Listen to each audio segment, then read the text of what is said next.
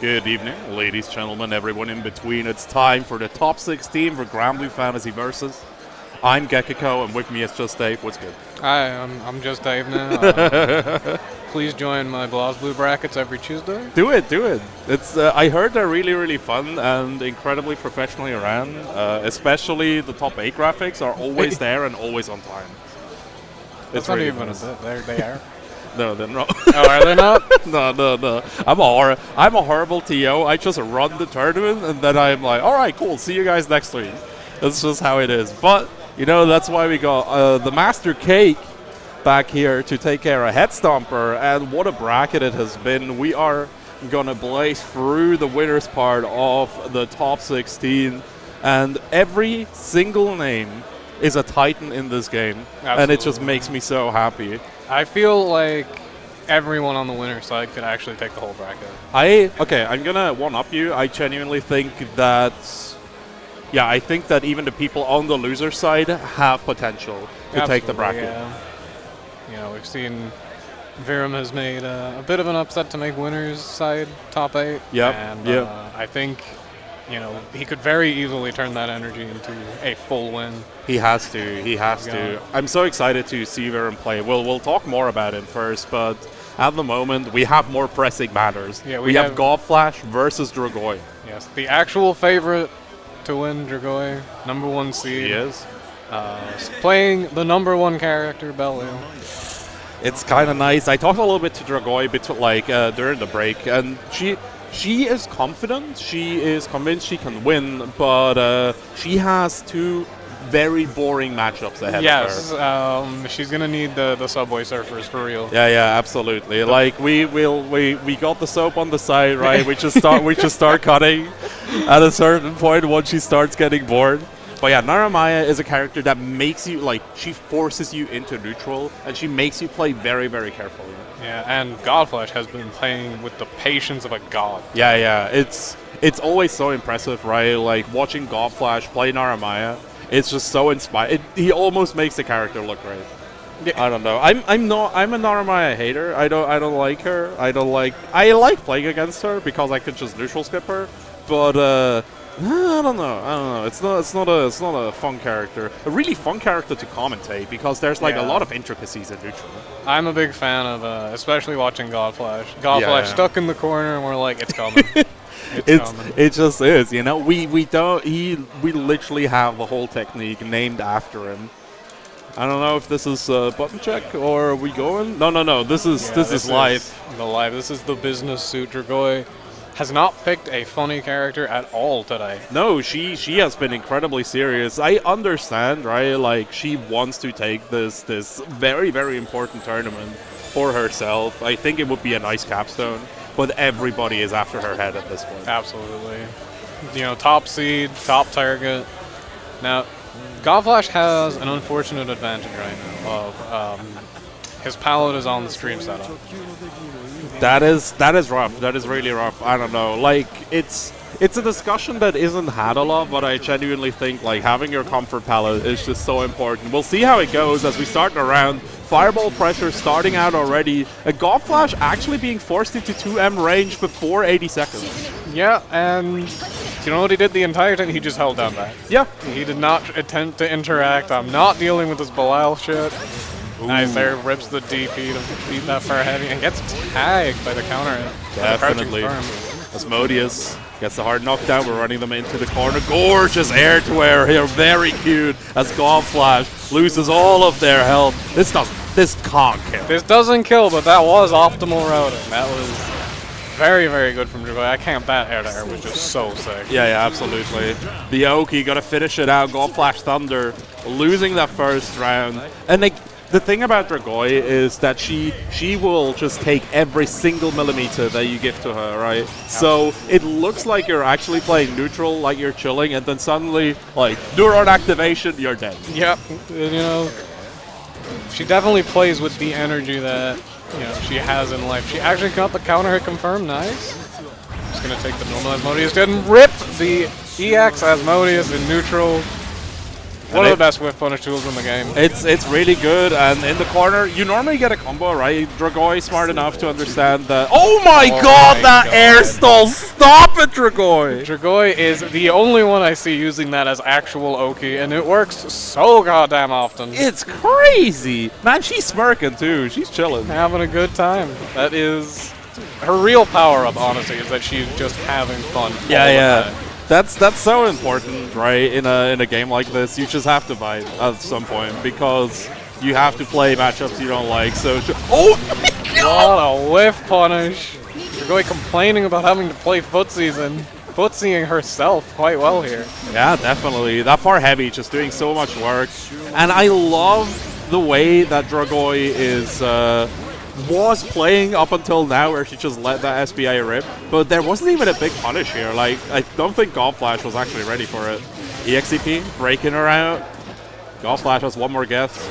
Has to watch out for OD here. Is not going to have to. That reset. Why? Okay, Asmodeus wouldn't have killed. It's fine.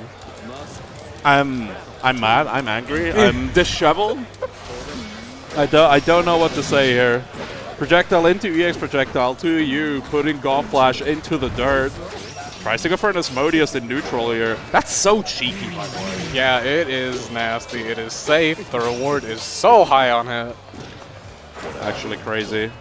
Feeding her way out of the corner to end counter hitting. We got these confirmed. Asmodeus for the hard knockdown. Just run them into the corner. You heard that attempted overhead. You heard it. Howl almost awakened. No confirms from Golf Flash here. That is very rare to see. Yeah, Golf Flash seems a little bit shoveled here. Oh no. Yeah, close heavy SBA. Going to be doing a ton of damage. Shouldn't kill her. Yeah, no, we got another chance here. Golf Flash with the 100 meter. Can OD. We haven't seen him use it yet. There's the Asmodeus coming out. Yeah, that's actually true. We haven't seen an OD. We haven't seen a rush either. There Talking about rush. But it's only strike invincible. Projectile still catch you. Yeah, now we're just holding this neutral. Waiting for that projectile to come back. The DP is going to come out. We're almost in the corner. Not quite able to get a pickup. The DP on the Satsuna. Man, and just like that, 2-0 for the Spanish Queen here. And that is a very good statement to make at the first start of top 16. It genuinely is. Like, not just getting into top 8, but eliminating Golf Flash to get there this convincingly, kind of crazy. At 2-0 against someone like Golf Flash, it's just like, yeah. People in their next match are going to be looking at that and it's like, I win, and that's what I have to deal with. Yeah, okay. Exactly. That's the... I'm not happy about that at all, but... What's not going to be fun either is this next match. It's going to be Saki versus Mr. Pow. You think Pow is going to get out of the big red? I wonder, because I think this just tends to go Saki's way.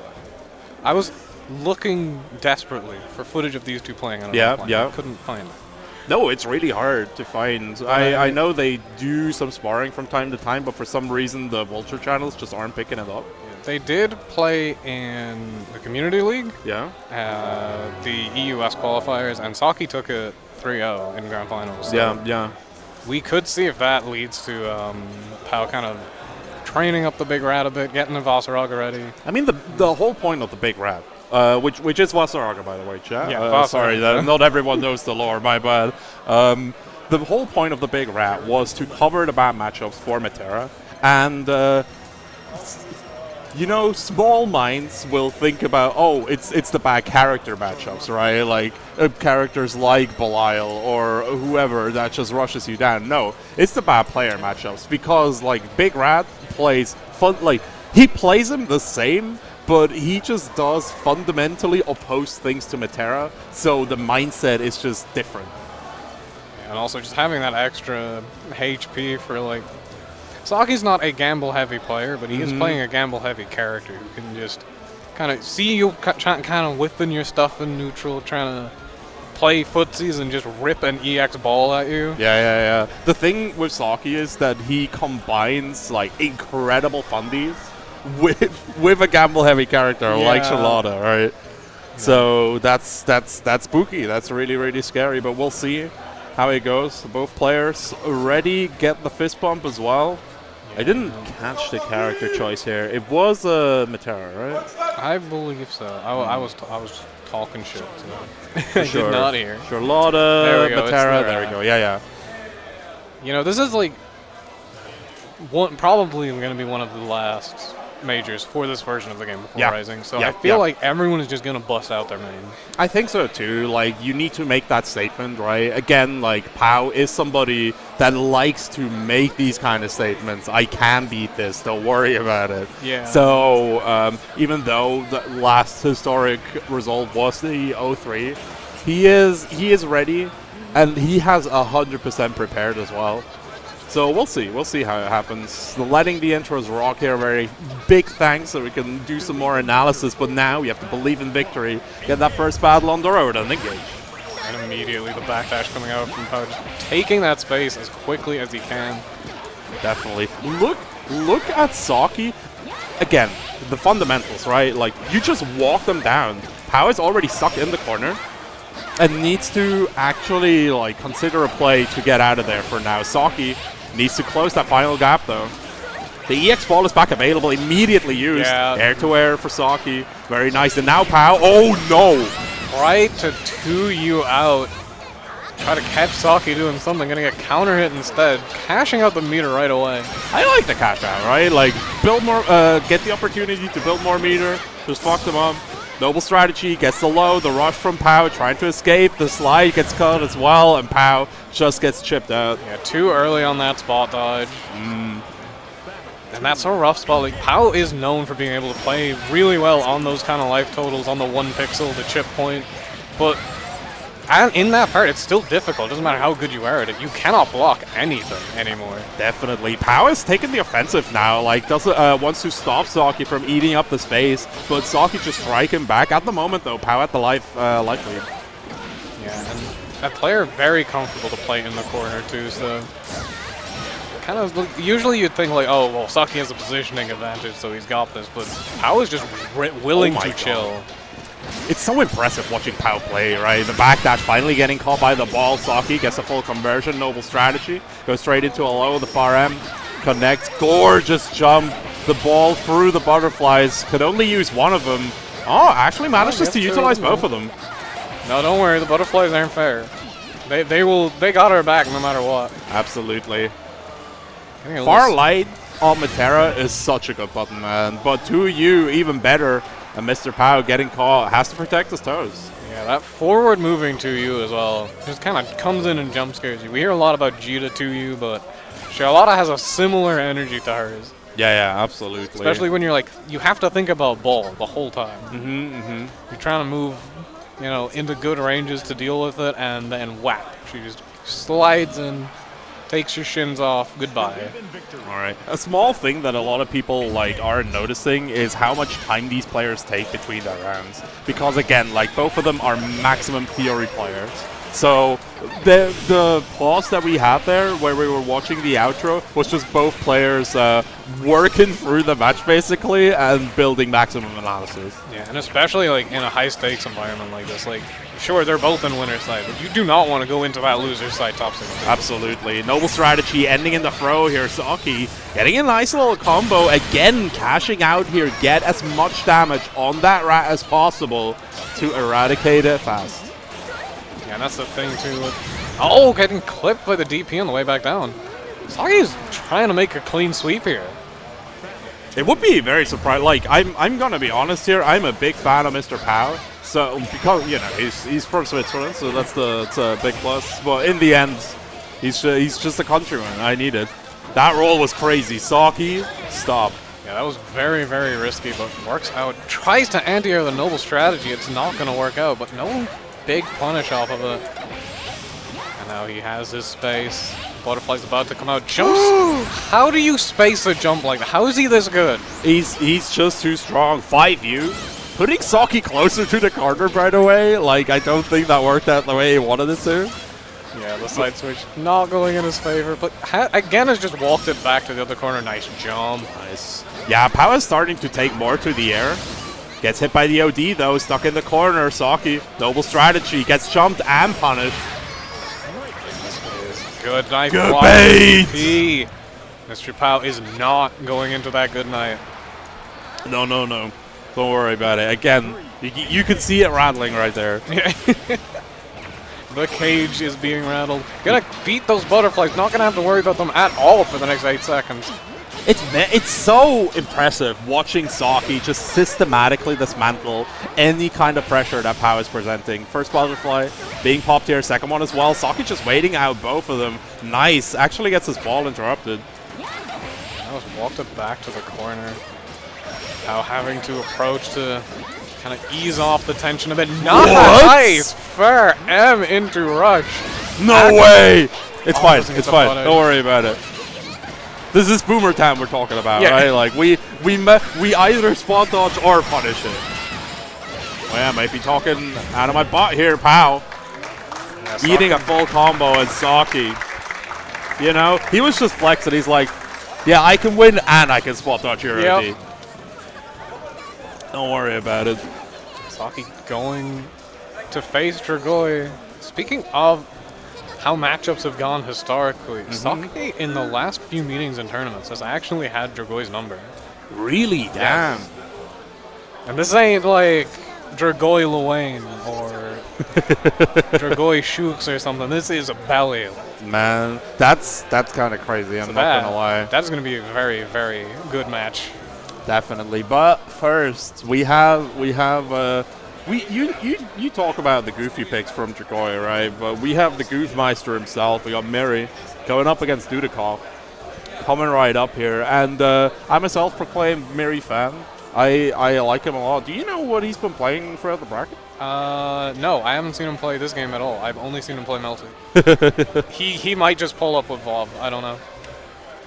Wait, Miri plays Neko He plays Neko Arc, yeah, he does. Vob was the only character I can remember. No, don't worry about it. No, Miri is the only player that can make Neko Arc work in MBTL. Yeah. He actually makes that character look not like a joke. Speaking of making things work, he is almost definitely going to pick Eustace into Dudikov.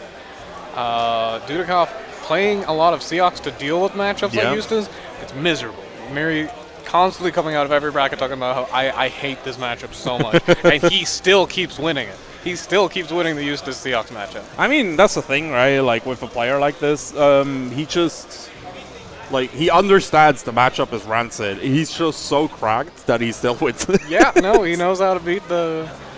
You know, none of my special moves work, so I guess I just won't use them.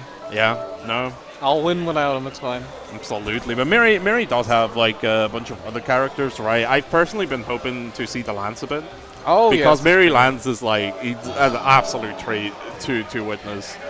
For sure. It's very fun to watch him play Lance and just see when people force him off layer 1. He'll launch out just the whole book of layer 1, season 1 knowledge checks, and if you block them, then he just takes out pure and like unadulterated grime. That's kind of crazy. For the rest of the round. For sure. All right. They're not giving us any clues while they check their buttons there. Nah. We're gonna get a button check? No, they're just making their buttons. If Miri picks Lunalu, going to do it. He contemplated it. He thought about it. He's gonna pick the user. He was thinking. I would have respected the Lunalu pick. I'm not gonna lie. He has won many an online bracket with Lunalu. Winning a major with Lunalu is a big move. That's all I'm gonna say. But we have the Sloppenheimer up against Eustace himself, and again, like Miri knows how to deal with this, but. This is Dudikov we're talking about. He's like the Shooks at the moment. Absolutely. Like taking it all the way over to combo breaker, getting a top 8 there. Yep. Well, he did do it mostly on meta. He was pulling out the Seox too for a couple of undesirable matchups, Eustace being one of them. Absolutely. We'll see how it works though as we load into the game. Miri versus Dudikov. This is the third game in our winners top 16. And it's going to be a hot one for sure. Starts out with the slow kill, Miri. Just trying to keep Dudikov down there. Rat Race out as well. Double spot dodges. Dudikov gets a nice little hop, and now Miri taking the offensive. Yeah, and I mentioned earlier that like a lot of Eustace's special moves feel useless in this matchup because of Seox's dive. Yeah. He goes to the wall. It's fully projectile and roll on the way back in.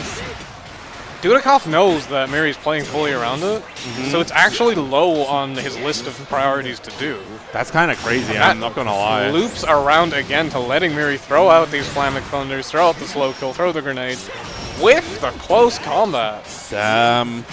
Rekka high here. Oh, Miri actually taking it back. The Rat Race gets evaded. Demon's Gate keeping Miri locked down, but Miri still stealing back the turn. The 2A poking right into an overdrive as Dudikoff wants to take control of this game, but the Rat Race just keeps him locked down. La Maladie! No pickup from a 2, but that OD is gone. That grenade, that blue grenade took 2 hits of OD. That's crazy, I'm not gonna lie. Another U follow-up here, slow kill, getting skipped, like you said, from that wall cling. Throw tech. Miri is just cozy right now. Absolutely. Bashing into the corner. Pretty confident to fight from here, I think. Just has a nice life lead. There's a lot. Oh, the counter hit on the second grenade. It looked like it could have been picked up, and now just one more hit of chip is going to do it. The rush is going to take it. Dudikoff trying to use that fair heavy to... I like the choice of rush there because Dudikoff just got 100 meter back, right? Like Dudikoff could have just the second he was out of block stun, you can probably go for an overdrive and at least eradicate the danger of a chip. So Miri going for a rush, getting those plus frames and enabling at least one more special that he can use to chip is very, very smart. And that's the kind of thing you see from Miri all the time. Also nice, yeah, getting the close combat into the slide. Oh, doesn't get the conversion off that. Gonna get another counter hit overhead, not dropping this one, going straight into the super. Absolutely. Close quarters combat here, straight into the electronic discharge. My god, covers every single option here with the U follow-up. He's so smart. That is so smart. Covering, I think the only thing that didn't cover was OD. Yeah, exactly. And I mean, if you spend OD, whatever, sure. Yeah, no, like, oh, he can't just chip you anymore. We have calls for the Duderat. People want the meta. We're tired of slopping in this region. Is Dudikoff considering a character switch? It's either that or he's just thinking it out. Yeah, no. He's just processing what just happened to him, right? Like that's the usual reaction against Miri. Yeah, no, like and that last round wasn't like that far away. Like it was pretty close. So. No, it was relatively close here, but in the end, Miri just made 2 really choice decisions to get there. That tech was vital for Dudikoff here, not to get comboed off the H Rat Race. We haven't seen a lot of red sticks here, but Miri's starting to like expand the mental stack. Bro, Dudikoff is just eating every single hit here. Yeah, and as soon as you said, we're not seeing many red sticks, it immediately comes out, gets off that overhead for massive damage. Trying not to go out here. Miri, a thing that I adore about Miri is that the way that he plays Eustace is that he always alternates the amount of charge that he holds for his fireballs. Even if he doesn't need to, right? He still does it just to like screw with your spot dodge timing. Absolutely, and it's such a strong aspect of the character's zoning. The fact that he's able to implement it against a character like Seox is just such a testament to how strong of a player he is. Yeah, definitely. Again, like Seox is not an easy character to make work, but Miri not just makes him work, but makes him look incredibly strong. Did he just interrupt the run-up with a projectile? He just shot him. He's got a gun, he's going to use it. He do have a gun, The thing is, we should just be cheering for Dudikoff because he's the underdog. He brought a knife to a gunfight. He brought, good interrupt. 6 knives. Gonna catch the super, needs one more hit. Gonna use that funny little setup he learned over in America. Oh, that's crazy. Tries to go for a throw here. Second OD from Dudikoff, closing the gap. Demon's Gate keeps the plus. Miri just needs to hold out right now. Yeah, no more chip damage on the table for either player. And Dudikoff just looking for something to whip into that EX Rekka. Ooh. Tries to go for another throw here. The tech from Dudikoff is good. Miri. He is at set point, by the way. I can't believe it. I cannot get it. Yeah, Miri is too good. Dudikoff just with the early jump, and Miri completely ready for it. Covers it straight into the super, and he will be booking his ticket to winner side top 8. Absolutely. That 2H is such a good button as well, right? Like, it deals with so many air stalls, which the Sloppenheimer does have access to.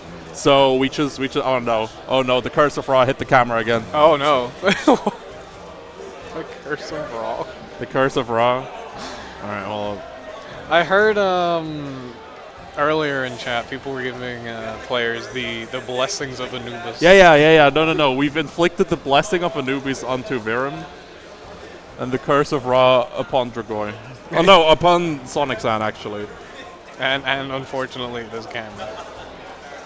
Yeah, no, that's the problem, right? We got, like, Sonic-san was sitting a bit too close to the camera, and now he just got hit. You know what? We're just gonna do, like, this is commentary anonymous now.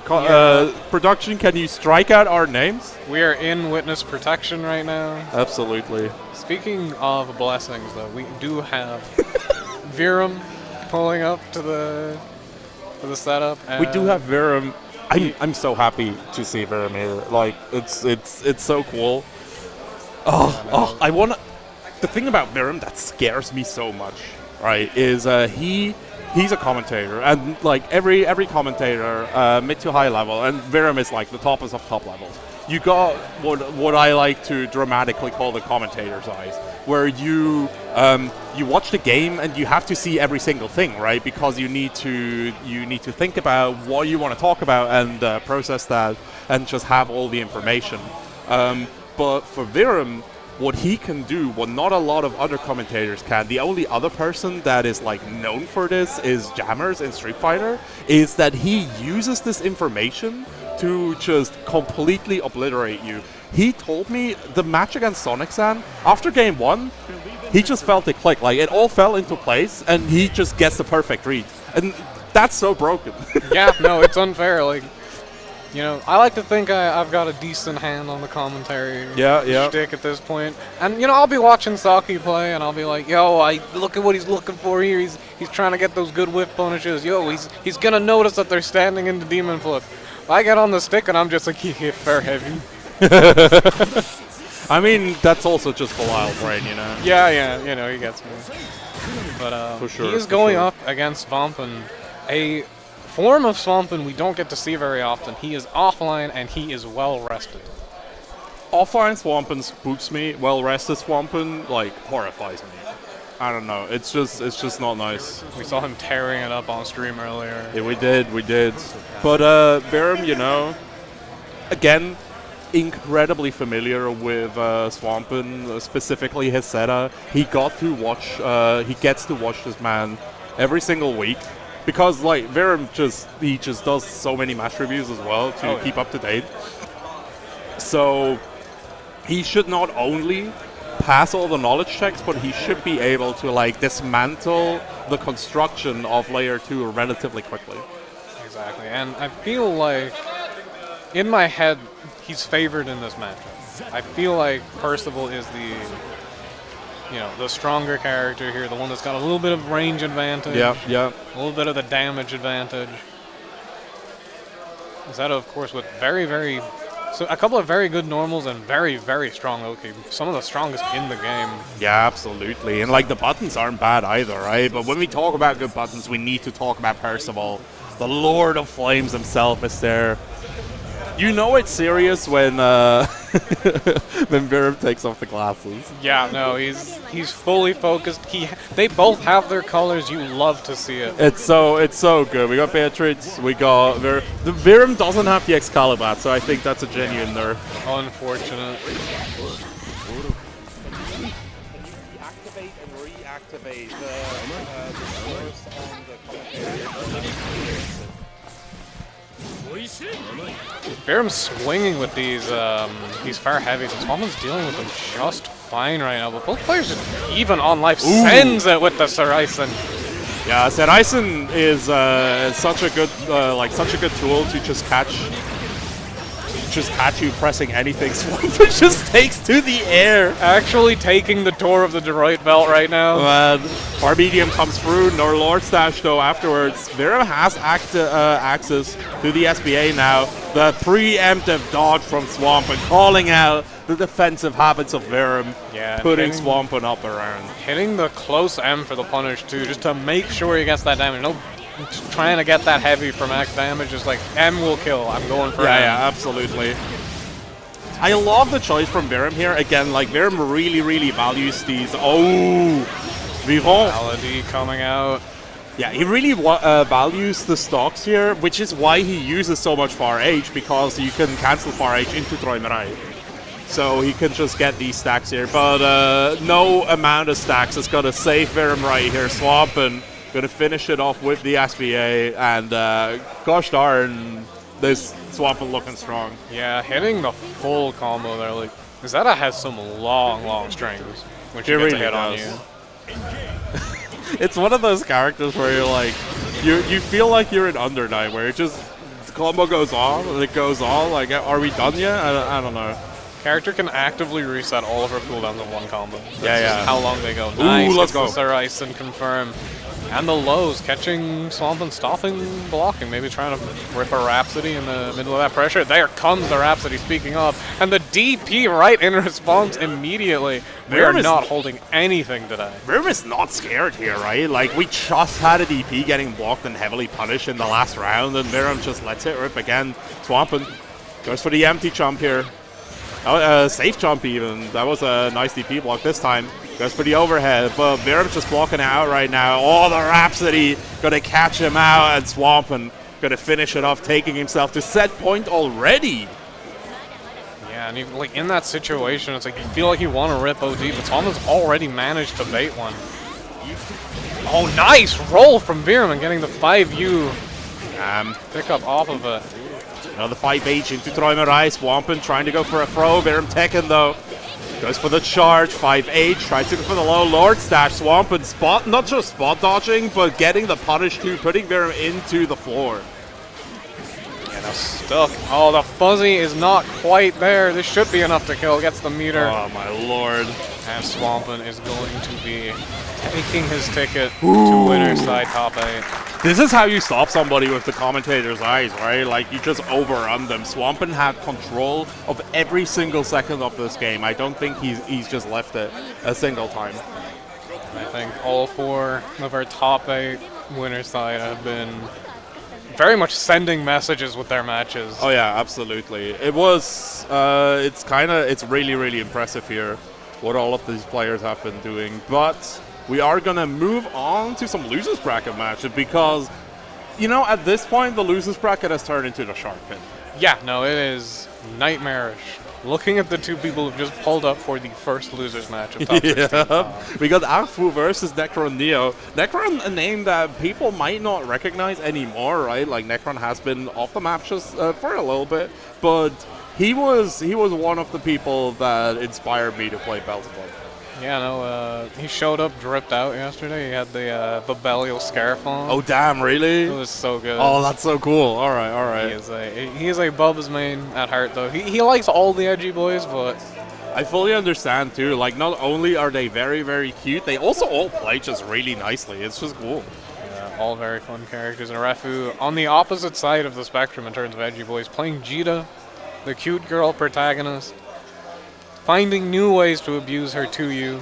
It's so fun to me because I got to know Afu through Strife, where he played the meanest Giovanna I have ever seen, right? So seeing him on Jita, it just makes sense. It's fine. Like, it actually makes sense that he just he acquired the fundamentals necessary to best the waves to Strive right here.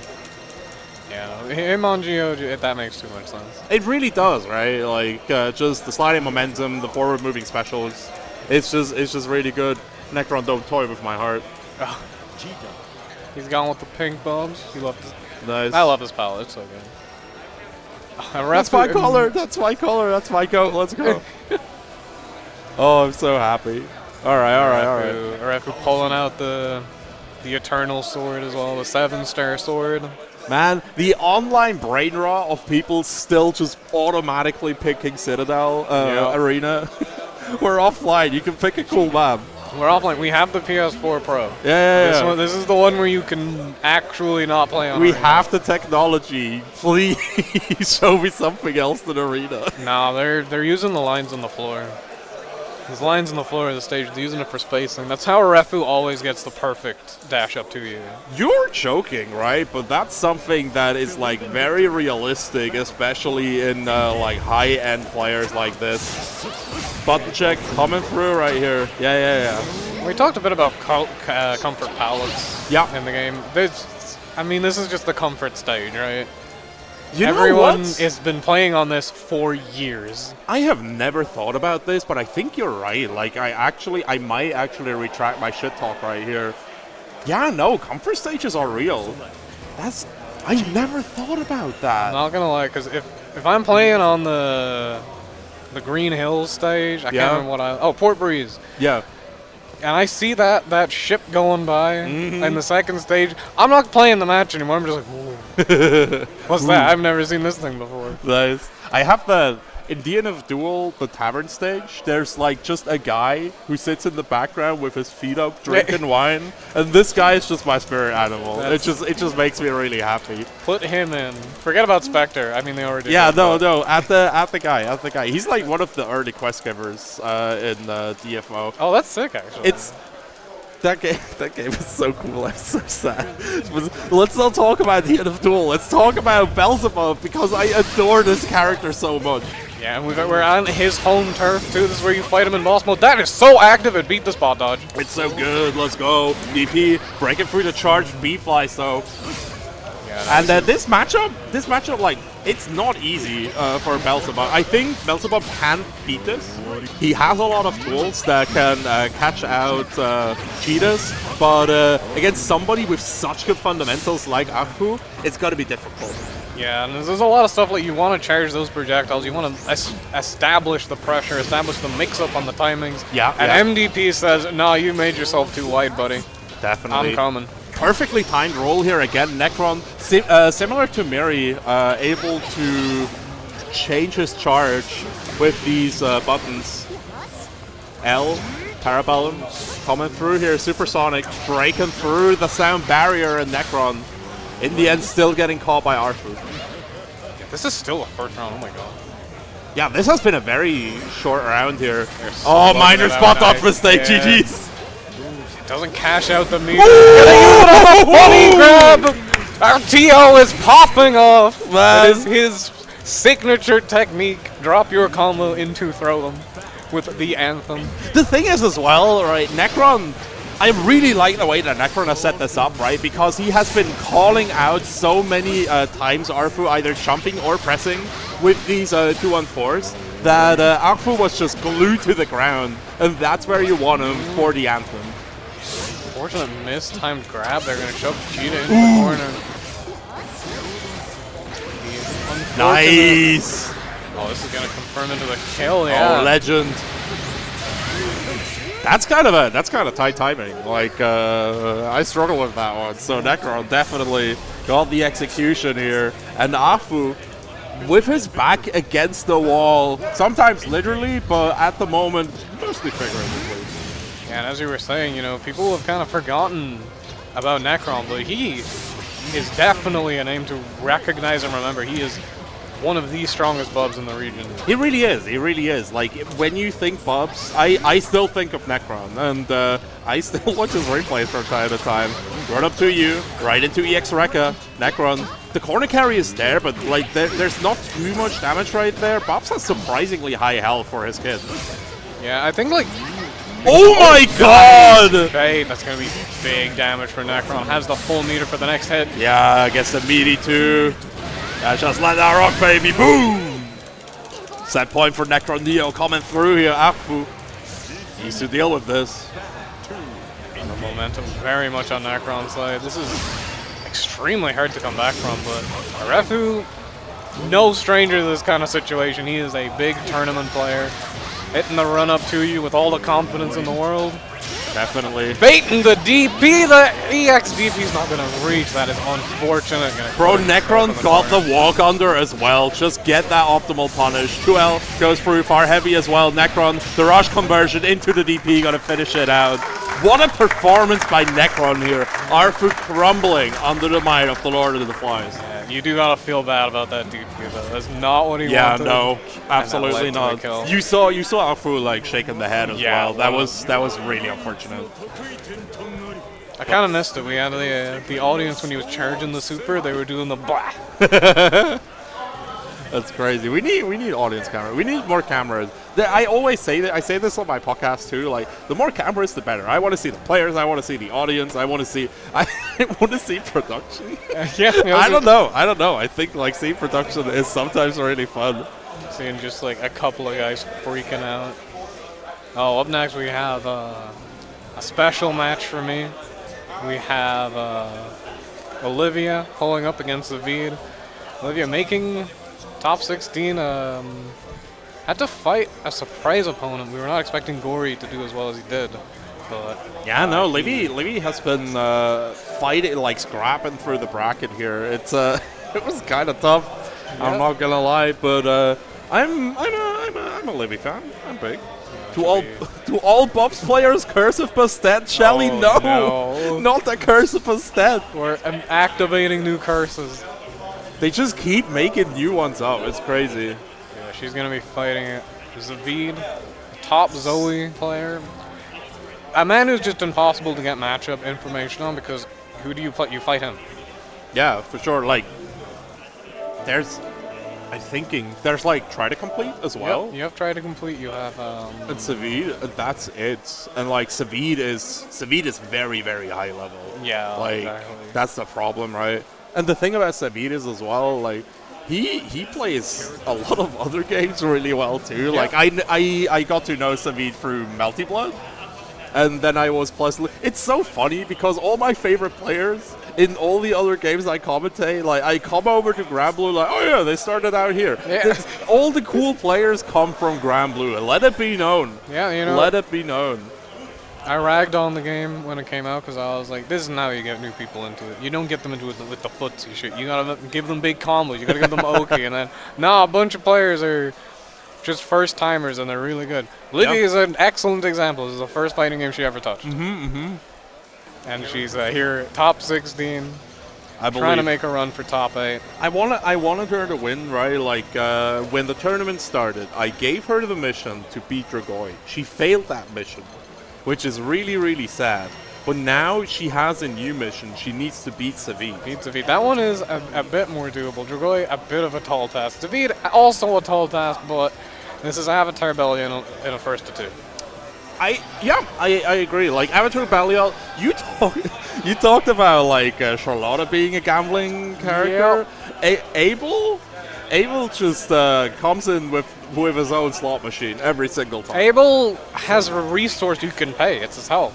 You literally spend 500 on his 500 HP on all his special moves, on all his pact cancels. You can spend 500 on flight and immediately land just to spend 500 life. It's just really, really good.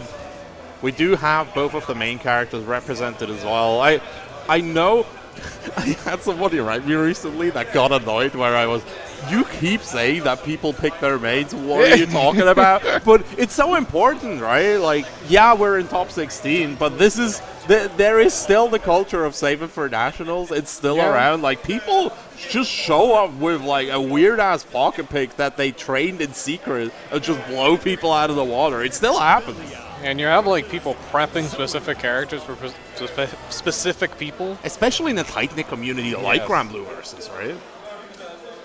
Well, Livy, actually, with a similar advantage to Zavid of there's no one that you can just ask for games against to prep for. So this is going to be an interesting matchup. See, like both characters really, really momentum heavy. Absolutely. Abel has the zoning kit that he can fall back on if he doesn't want to gamble everything, but Zoe's counter zoning is quite good. She has the best fireball in the game. Yep. And it's not even a fireball. Yeah, no, she can throw L Dragon at you. She has the H beam, which tears through projectiles. She has her helicopter. Yeah, like there's just so many tools for. God, Abel is so cool. He's so good. I know this is like ancient at this point, but I just love the usage of the belt as like as a tail replacement. I think that's such clever design. Oh yeah, and I love his jacket. I want that jacket. You know, I like that too. That would be nice. There's the L Dragon already coming through the fire pillar, trying to keep Livy locked down, but Savid cannot contain the power of Avatar Belial so far. Getting the unblockable, the beam. If you jump against that beam in the air, oh my God! Using the pack to get through the punish attempt. It's Livy is just gaming right now. Livy has been betting really well on those packs. Gonna hit the 5L to get the kill here. I'm gonna give her my lottery ticket afterwards. Jesus. Okay, gonna hit that dive. Thunder coming out, Livy not biting on it. The beam comes out, another unblockable. That runs into the Rekka. This is something Livy is so good at using, that M Rekka, to just shut down your pressure cup. Plus frames, goes for the M grab. Yo, we got these, the conversions in the She's went for it again! You disgusting son of a bitch! The second one is jumped, but Zavid is still going to go down through the throw loops. She just looked at commentary table and like started slowly smiling like, yeah, I did that. Oh, she does it to me. She did not do that to Zavid. She did it to me. No. This is a direct personal attack. What is she farming thumbs up from the crowd for? Play the game. I mean, she's getting them. She's getting those likes. Those plus ones. It's goofy. It's goofy. We'll see her Savid is able to come back. It's really difficult, right? Because the common knowledge against Abel is to just wait him out and kill him once he gets low. But the way that Livy is just gambling her life away, she just does it in the right way, I feel. Yeah, no, she's gotten very, very good and very smart on this character. You see her using that fire heavy really, really well. That, hitting the beam again. This is a very, very good position for Livy. Spot dodging the laser. Savid looking for an approach here, rush. Gonna give him some plus frames. The 2M connects the laser, just putting Livy down. Livy actually in a defensive position for the first time in this game. Yeah, and just holds down back for the whole thing. No way! No way! Gonna get the hit, doesn't get the kill though. Woman! Nah, it's over. Try and take it back. Gonna punish that set point for Livy. She gets the run under too. Yeah, that was really good. That run was really good because she avoided the thunder and was able to catch the fallback. Gonna hit that anti-air M Rekka. L Dragon keeps her locked down right now. Tries to go for another dragon. Livy specifically punishing L Dragon, which is supposed to be like a strong tool against her, is so impressive. Yeah, she's been punishing it in interesting ways too, both using the packs to get through it. Gonna rip that DP. Gonna use the M grab. It's gonna get back shifted this time. Afro coming in as well. One more hit. Gonna tag that low. He's not out of the running just yet. I'm very surprised Livy didn't go for an OD there. Yes, me too. I'm also just expecting the command throw super. Gonna hit out of that U charge. Yeah, it's gonna be quite difficult to get that Dragon Meter charge in this. Yep, she's hitting it quite consistently. And nice. Now she just backs off. She does not want to deal with the pressure. The DP coming out to beat that dive kick. Alright, this is Savid's time, right? Savid needs to lock Livy down now and just not let her play for the rest of the game. 5M coming through to H anti-air. Savid dropping the conversion though. Could have been a kill with the SSBA, but Livy going for the OD. This time. This is so dangerous. Letting Bilal get this. Oh my god! You cannot be serious! Livy actually the goddamn god of using that Rekka. She's too good! She's too good! It is the most plus goddamn move I've ever seen. Livy's Whiffed Rekka. Ooh, can't believe they gave Livy like 5 extra frames on that. That's goofy. Now, I managed to hold my pop off last time when Livy got into top 16. That's over. That's over. I'm not holding shit anymore. She's She's a top. She's getting closer to top 8. She needs one more game. One more game. Exactly. But the thing is, right? Like you got your pop off, and I think that just got us kicked off the setup. We're I said too. I went too loud. She said too much. We're gonna swap out the commentary real quick before we continue in top 16 losers. Don't go anywhere. Hell yeah. Can't find my hand on the camera. Change the scene. Cake.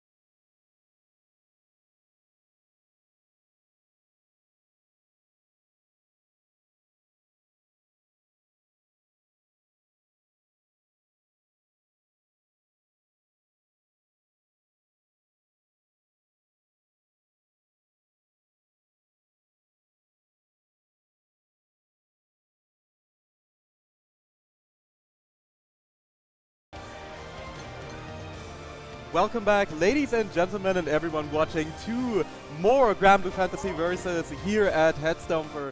We are back once again with even more top 16 action for you. After Gekiko and Just Dave got y'all warmed up, we are ready to truly get into the heat here in the loser part of the top 16. It is your boy Toast back again on the mic with the happiest man in Lithuania. We got a riot on the comms, baby. It's been a while, Toast. Hell yeah. But yeah, we're here at top 16 loser science for Grand Blue, and it's, as Toast said, the heat is backing.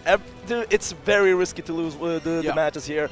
The stress is at highest point. We saw our last matches. Zavid wasn't really happy about that one. But I mean, I believe in the Livy sweep is all I'm going to say. Oh, Livy sweep. The Livy sweep is real. Livy reaps 1 soul per tournament. Like that. Just in the loser, taken. just killing it with But you know who's also known for taking souls? We got the GOAT, the God, the deity. We have Destiny back on the station right now. I got reaped here as well. Yeah, and you got taken down. Your soul has been claimed by Destiny. There is always thing. I can money match back. Yeah, but you're gonna have to put in the extra buckaroonies, boy. Yeah, I see. But yeah, we're starting off with a little button check here. This is button check. Yeah, so we can talk more. So yeah, I'll probably take a run back against Vasily. It's fine. But on the other hand, we need to talk about our second side, Fusilero. We got Fusilero, who's been on a tear recently online. Fuzi has been doing really well. I mean, he actually got his online result, TM, in one of the Racing Serpents parades. Ooh, yeah, definitely. He did play very well there. And, you know, his playstyle is starting to bloom. He's starting to cover up the gaps where he had. Yeah. And now it's just a menace to fight against. Absolutely. I mean, you know, Fuzi definitely got that, like, really, you know, controlled chaos type of style going on. Yeah, controlled chaos. Is not caring for his own life like a berserker, you know? Yeah, that's the style we're going for. Definitely.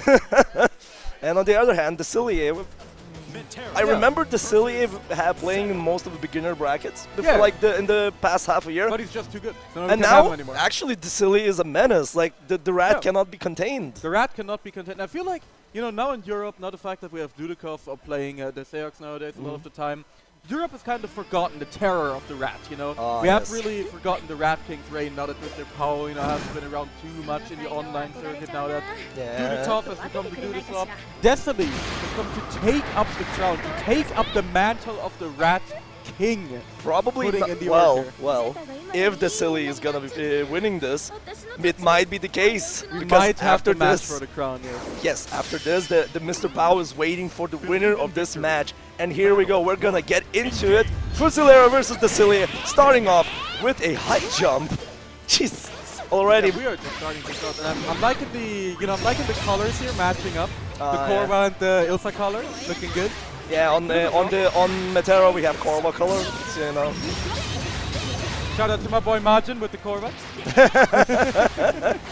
Yeah, and we're going for the fake Pogo. Yeah, Deciliev is not ready for the Blizzard shenanigans here. It is one of the knowledge checks. Well, Pogo in itself is a knowledge check, but Fusilero is employing the greedy Blizzard things that you need to know. Absolutely. Whoa! Close, heavy anti-air, hard knockdown, and here's the situation. Once again, going for the low, opening him up, and look at that. Fusilero working on an absolute drip right here. Yep. Misses it to you, but it doesn't matter. Plus on no. Baby 7 golden letters on the side of Fusilero. Can we just talk about game? Done. Can we talk about game? Can Fuzi let us talk about game? Because right now he's any percenting. He is any percenting. He is running him down. No, like, bro, like, here we go. Again, rolling through the fireball, and now you're already cornered against Fusilero, not blocking, getting full damage here. It's all looking good for Deciliev again. It's just deja vu here. Oh! Wait, maybe. But now definitely getting something started. Poking out the corner, but the immediate just a rush down with the Spear of Argus coming up. Fusilero, another low. Those both have been devastating, and that's going to absolutely do death. Fusilero doesn't even need the meter, already on set point. 23 seconds. Football ain't coming home to Britain, but maybe Zeta is. Let's go. Hey, I'm a temporary commentator here. Please let me be here for a bit more. Come on! Fusilero heard you're going to be only for two sets here. Yeah. He said we need less riot on the strip. Yeah, well, he's been doing that for a while, but right now we're seeing another deja vu situation. Deciliev sitting in the corner again against Fusilero, and this. What? Oh, the heavies from Fusilero. Backshift not really saving him from the pressure here. No. And Fuzi once again, he's just looking for the sits. He's poking. He got the throw, and now it's going to be an incredibly tough situation. This time going for the Maladi. French allegations. You know what's the irony? That the French allegations was given by a British man, and that's gonna be 2-0 Fuzi. Fusilero taking out one of the rats right here. However, speaking of the rats, where Destiny may go, Margin is here. Oh yeah, up the slack. Pick up the slack, because our boy Margin has just sat down at the station. And next to him, a fearsome opponent who we've already seen a lot of today, Mr. Sonic-san. Oh yes, definitely. It is kind of interesting because Sonic-san was upset by Virum in the winner's side there. Yeah, and an incredible match. Yes, I mean, that was 2-1 to the wire, I feel. Yeah. And now we're seeing Sonic-san here at the losers, and he's now fighting for his life. in potentially the last major for Grand Blue, and everybody's just trying hard here. There are a lot of like success stories already, frustration stories as well. And you know, it's not going to be over. We're still now, this is only top 16. We're so stacked here. We're so incredibly stacked. I mean, as you say, but now we got Sonic San and Majin, and we're going to see who's going to take it. I mean, I'm expecting the Belial out of Sonic San again. I mean, here's the thing, because you know who sent Majin into losers to begin with? Oh, assaulting run back? Maybe getting assaulting run back. Yeah, we're still waiting for a button check here, so let our players do that. And until then, yeah, it's going to be a Matera versus Belial game. And maybe we'll see the Grand Finale, but I'm thinking it's going to be Belial. Well, Grand Finale might work because while Belial is very strong character, has a lot of good tools, and has a very solid game plan, he doesn't have boot. He doesn't have the boot because volatility in Matera matchups is usually very exploitable. Matera has lower health pool. Matera has no defensive tools in the corner, except for the new mechanics right now. Absolutely. And if you get that one boot, both damage and mental damage just stacked up against you. So. And yeah, there we go. We're going back to character select here, finishing up our button checks. And it's of course going to be Derata from Mr. Majin here. Of course, we don't really expect a very, very dedicated Matera player, you know. Even though he always likes to say, man, this character fucking sucks. This character is unplayable. I don't know what I'm doing here. He's still sticking with her. He is still sticking with her. He's not giving up. He is not giving up. He's still with there. Toast, let me tell you that the first match which Majin played was against the Belial. Yeah. He won, and he just like, unplayable. I know. That was the funniest thing ever. All right, Matera. And the Grand Finale. It's the Grand Finale. Okay. So, after Grand got the buffs, Sonic San been playing him more competitively. Yeah. We've seen his Grand in the Big Clash of Champions as well. So, we might see very, very volatile game from Sonic San here, unless Majin manages to take the fortress approach and not crack under Sonic San. And here we're starting. Sonic San going full vanilla here. We got the default color Grand. We got the protagonist. The protagonist. He's trying to be the of the story. Yep. Oh well. What did I say about getting opened up near the corner? Yeah. He's almost dead. Okay, tries to burn a rush just to get the kill, and now looking very close to the chip point. Not yet, not yet. Ooh, what an OD. Majin still in the game here, and Butterflies on the screen, and he reacted with the DP, not letting those hops in. First round to Sonic San. Sonic San definitely looking good. They look confident. I mean, Belial arguably, while he has some better tools for the Matera matchup, nothing can really come close to what is that the volatility of Grand's damage output. He only needs that one hit. He thought like that, but a good jump and over the fireball from the side of Majin. Tension on here, going to be able to get a bit of a setup going in the corner. Ooh, Butterfly Insurance. Firefly Insurance helping him out. Yeah. And the Butterfly sleeping on the jump. Not getting triggered by the overhead. Here we go. And now we're seeing Sonic San. He's not holding those butterflies. He knows the danger is. He is not holding anything. Majin Sonic San known to be brutal on defense. And oh, what an unfortunate bit of a late cancel there. Boy, 2H. On the hop. Wait, hold up. Okay. Saving the super for later. You know, be able to maybe get an OD setup going. Dude, no punish. That could have been a punish situation. Oh, this is looking very rough right now for both of the players. Both are really close, and Sonic San is just pushing that back. Oh, unfortunately did not confirm there. And the punish on the rain. 1-0 to Sonic San. You know, there are two things I've noticed about Sonic San's playstyle that is just why it clicks with Grand. One, Sonic San has very interesting way of opening people up. Yeah. He has those very specific delays that you don't expect, but he just opens up with the heaviest buttons. Yeah. And the second part, he's just holding 6. Yeah, I mean, he's just going. I mean, he's just going. Look him go. Look, that nice extension, a bit of a pickup there, getting a bit of a 5Q going meaty. But yeah, Majin fighting his way out the corner. Whoa! Anti-air on the boot! Yo! You can anti-air that! Apparently. Apparently. Oh, that's gonna carry pretty far, but no boot on Dex, so didn't get the wall run. Yeah, OD is out for Majin. Majin is doing the Butterfly Insurance, which is paying off. This is OD damage, by the way. Unfortunately, the auto combo did not flip. Taichi! No! And now look at the chip. The chip is going out there. Okay, Butterflies are off the screen. Not a pressure for Sonic San, but did walk into 4H here, getting the first round from Majin. Battle 2, engage. Our second round here, and I'm... Hey, Toast. Yeah. Yes. Is Majin dead? Kind of. Yeah, kind of. Jesus Christ. Yeah. That's and he just DPs. Yeah, Sonic Sand now he will sick RPS you because he knows he has the health advantage. He's not afraid. Yeah, I mean, Sonic Sand does not play with fear of anything. Countered, Boot pushing him to the corner once again. And next touch is absolutely going to obliterate. Stagger. That's the stagger. Yeah, I told you those specific delays. Yeah, they are definitely... His stagger pressure is insane, for sure. His style is just so incredibly smothering once he's got you in the corner.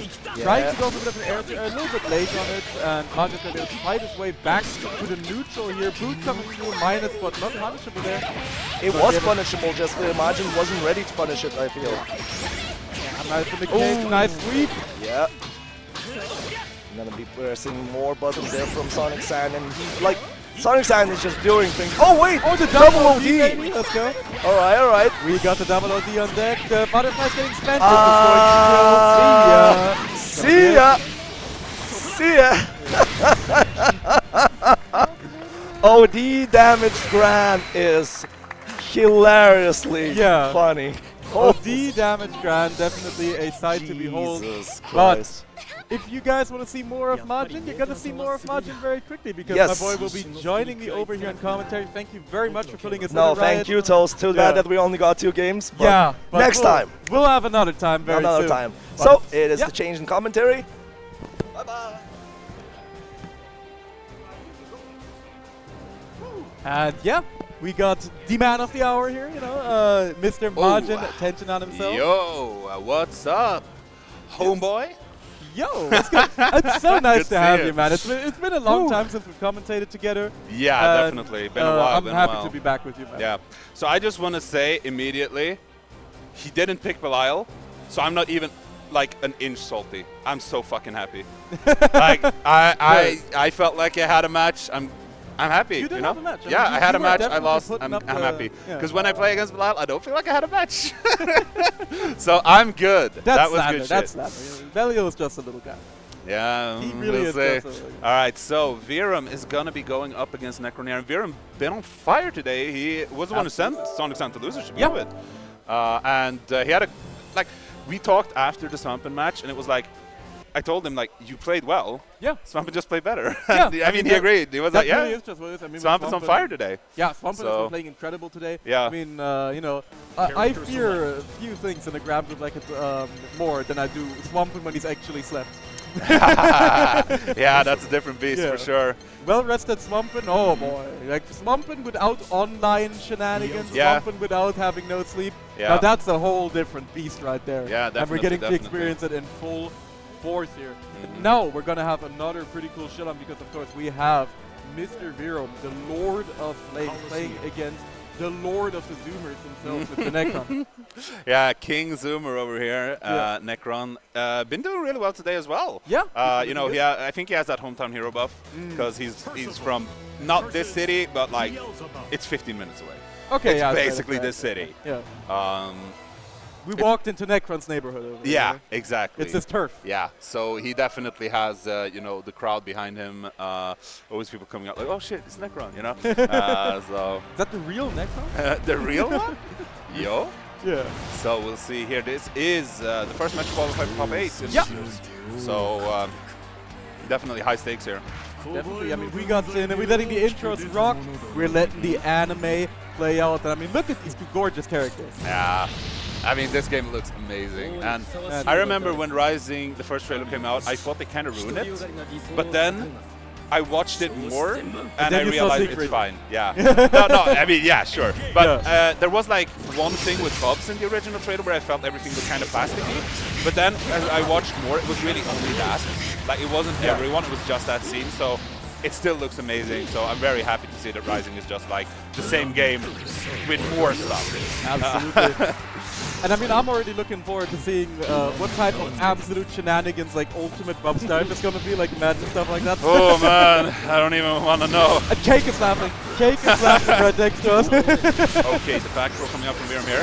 Oh, nice dagger. Yeah, gonna confirm those, you know.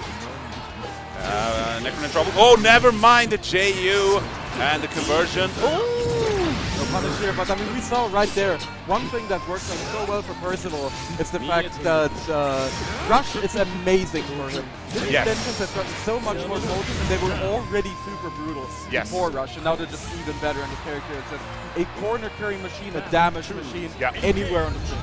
Yeah, I mean, that's a thing people talk a lot about, is specifically Percival and G that really, I mean, they were never bad, but they've really shot up as like top 3 for sure characters because of the addition of Rush mainly.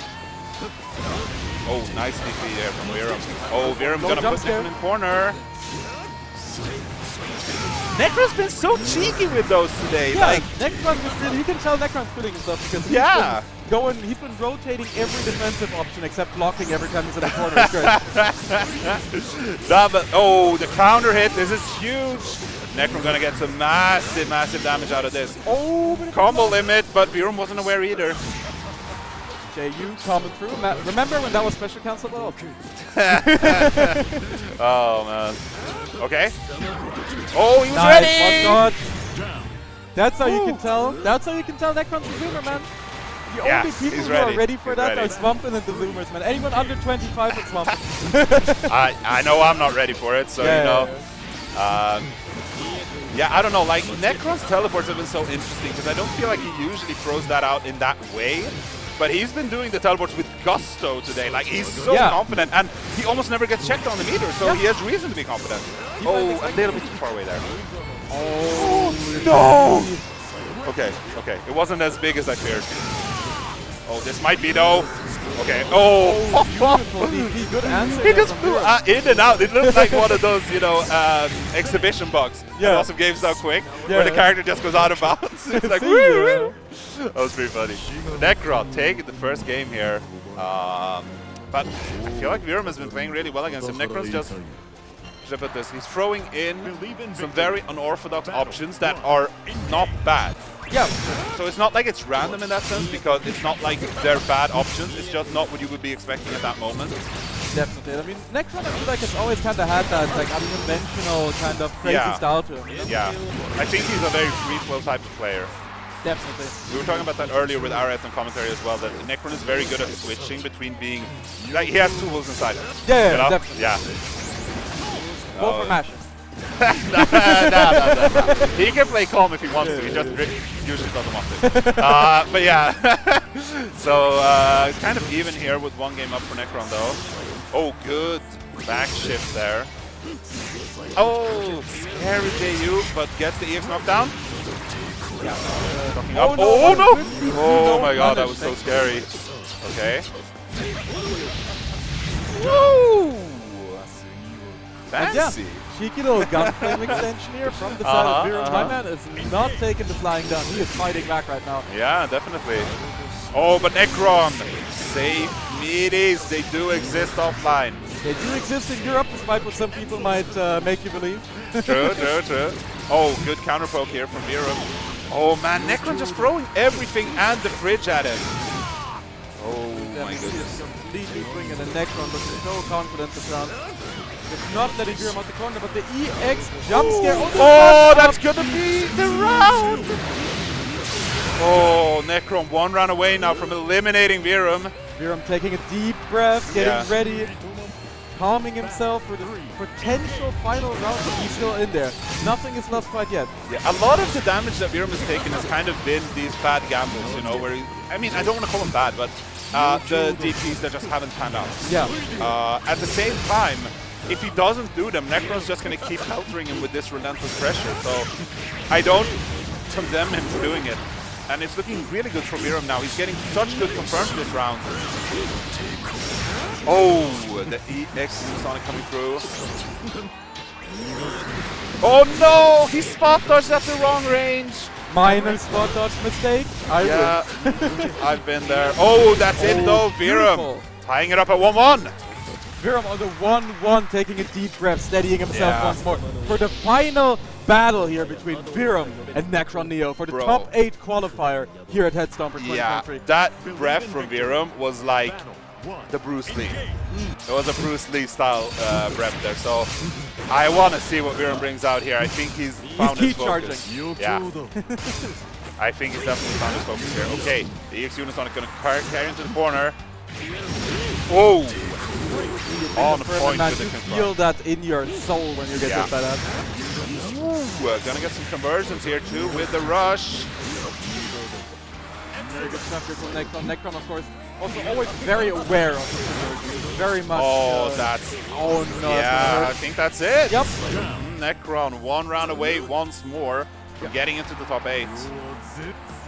Battle 2. Engage. Once again, starting to dump the EX projectile here. Those have been so good for Necron. There's such a giant wall that first they can kind of struggle to go. Yeah. Okay. The thing about Percival, you know, he is kind of a slower boy. You know, he's a big lad. So maneuvering through some of these options from the outside can be a bit of a pain for the character. Tried to go for the 2-8 for the empty dive, you know, it hit not hitting close enough. Oh, that big was a heavy. very beating. Yeah. Okay, but now the corner position. Oh no! The teleport comes into play once more. Necron hadn't been using it for a while. He is just on that teleporting grind set right now. Virum has to stay calm here. He cannot let this man rotate on him just like that for free. Nice little guard. Oh, called out, but no, that does not connect. Oh man, Virum in such danger, and Necron does have full bar. Such a scary position. Okay, into OD. I like it. A little bit of sick RPS going on with the minus players. We got that. We love that. What's going on? DPs on both sides. Oh, that's so much damage! My God! The Lord of OD. Oh, Did you know goodness. that he is the Lord of Rings? I've heard. You have heard it said? Oh, almost got over, but not quite. That's an interesting joke. Oh no! The DP comes back to bite him again. Oh my goodness. Such a tense game. Virum getting a big opening right here. This is going to be such a momentum shift for him. Oh, it is. Use maneuver out. And Okay. Necron almost getting an air conversion there. Virum staying Oh. alive. Look at these players jumping about like it's anime. Oh god, big counter it, and that is another one, man. Not ready with the DP. Absolutely sending it here. The dive, jump scare. Are we going to see the funny? Okay, we're not seeing the funny right now. Necron on full board. Oh, that's gonna be it! He landed it, and Necron makes it into top 8. First player here to do it on the loser side. Unfortunately, Virum going down here in 9th place, but yeah. what a match though. Like both of these players, they brought it all out They here. absolutely brought it all, man. My heart is racing. My heart. Yeah. That was a match and a half. Yeah, for sure. I mean, shout outs to Virum. You Shout know, out to Virum. that Honestly. this performance today has been so amazing. Like Incredible. that match was amazing, of course, but you know, we mentioned earlier he upset Sonic Sans and Sonic Sans to losers. He had a good showing against Svampen, came up a bit short, but Yeah. you know, Virum, like, Man. oh, what a guy. And still such a got- gentleman too. Like, Yeah. I came up to hype Svampen after their set.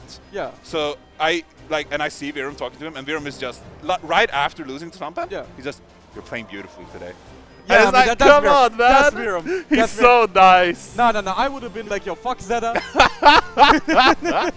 Yeah, I mean, Gormless character. you would be. I know you would be. All right, so You already know what's up. yeah. Next up, we got the Slopmeister himself, Dudakov, coming Yeah. up here. Against Liv. Livy, yeah, on that Avatar Belial grind. So this is going to be one of the Grand Blue matches of all time, I feel. Oh man, it's got to be something, all right. It's definitely going to be Grand Blue Fantasy versus played here on the Yeah. personal PS4.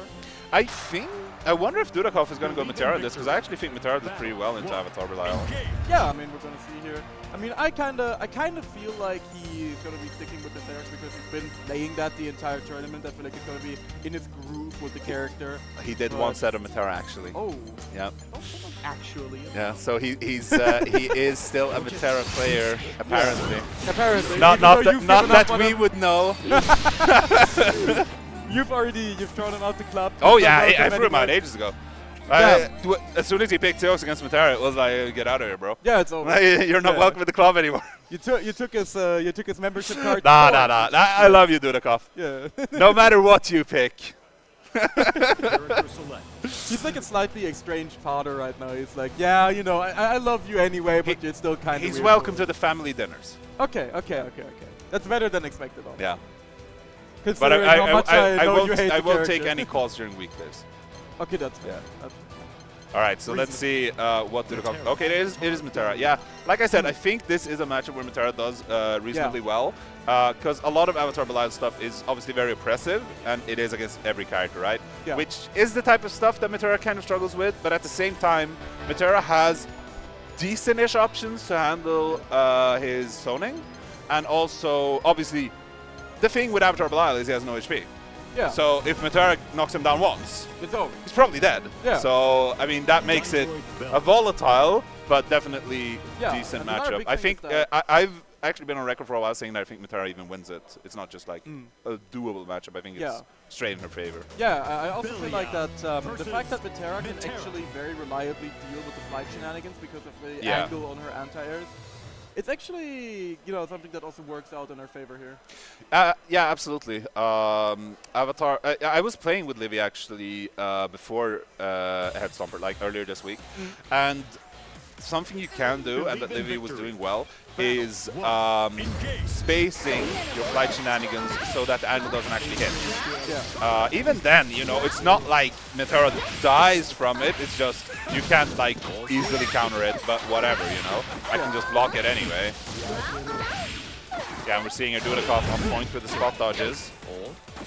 Definitely, and I mean, here's the thing, when you're playing Avatar Belial, any little stray arrow you take during your approach, it hurts so much more. You do not have the HP to pair against the And here's the, that's the knockdown we're talking about. This should be death. Oh, maybe not. Okay, even if he landed that, if he landed that, I think it would have been death actually, but. Now you gotta try and make a comeback on Avatar Belial. That's tough. I don't know about that one, Chief. Chip damage. Coming through. Yeah. Battle 2, engage. Oh, okay. Instant back dash from Dudakov. That's one thing though. Sometimes you want to go predictably to do the Great Fall there, as Dudakov is doing. Yeah. But if Avatar Belial is doing any... It's gonna be a reset to the light as well. Going for the fake out here. Oh my goodness. Yeah, this is Avatar Belial hour. Oh! Dudakov getting out though. Okay, taking space. Yeah, never mind. No, what I was gonna say is, since the initial shot of the Great Fall is counted as a projectile, Avatar Belial actually shoots clean out if he's doing like the axis or whatever, right? Yeah. Nice spot shot there. There we go. Over at attempt, and that's gonna be a tough knockdown to hold. Livy blocking it out right now. Yeah. Good so far. Still holding it. I would have hit 19 times by now. Yeah. So, definitely big ups to Livy. Beautiful. Ooh, yeah, beautiful decision there from Livy. Oh, Dudakov a bit too far. Oh, actually does get the knockdown from it. Okay, this is a horrible situation now for Livy, but dive kicks out. That's a real rider kick. Very rare footage of Avatar Belial JU being useful for them. Okay. Yeah, this is infinite pressure, and this chip is mounting up. Goes into OD. I like it. Yeah,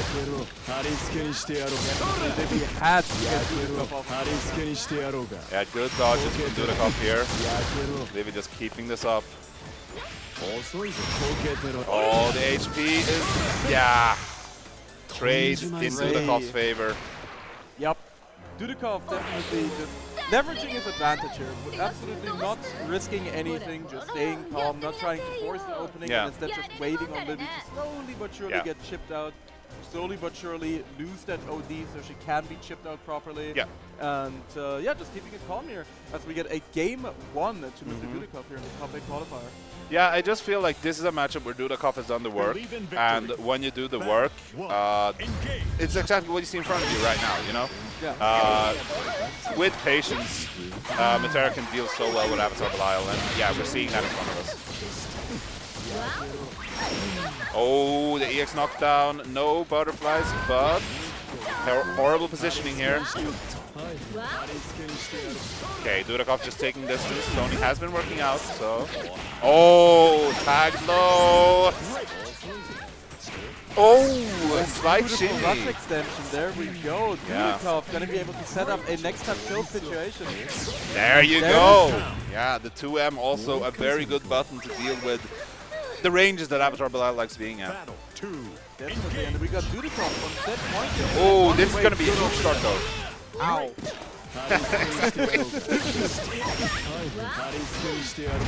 Okay. Getting the Avatar Belial gaming going right now. Dallas Plus on block. Gonna have to hold it. This is gonna hurt the flop. Getting another nice little fight. To Oh, the Malady! And that's gonna be a round to Livy here Yeah. on the Avatar Belial. Dudakov laughing to himself a little bit. He knows he's getting slopped on. I mean, you know, this is what Avatar Belial does, you know. Sometimes you get that Avatar Belial round. When the train starts, you can't stop it. Definitely. Gonna be able to extend pressure once again to the corner. And a nice conversion once again from Livy. Okay. Another Malady, but Dudakov has wisened up to it. He is no longer French. We're taking him back Oh, to the UK. I don't even know what hit there, but something hit. Also, Okay, OD activated. This is really bad for Livy. Having the chip available here on everything is going to be...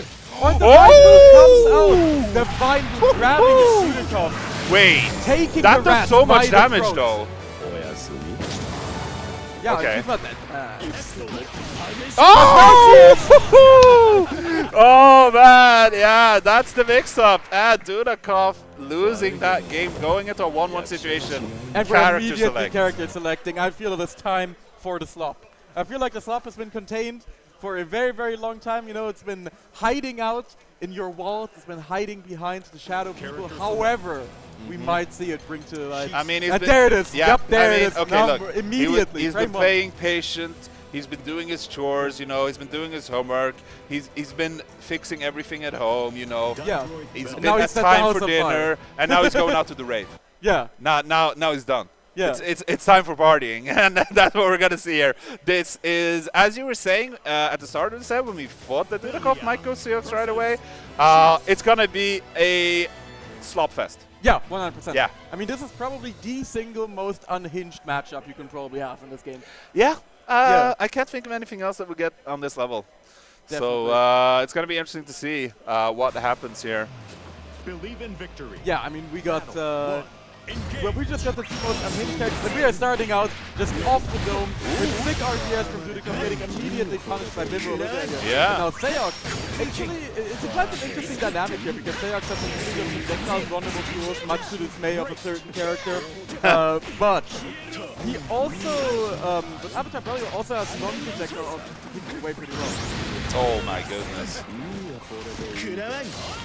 Dudakov trying to find his way in here. Gets it! That's gonna kill! Yeah, that is it. Dudakov, 1 round away. Getting into top 8 loser side. Absolutely hitting him with the super, and that is going to be number 1 Dudakov here. Yeah. I mean, only 1 round away from knocking Livy out here. Yeah, definitely. And oh, okay. Oh, looking for something with that parry.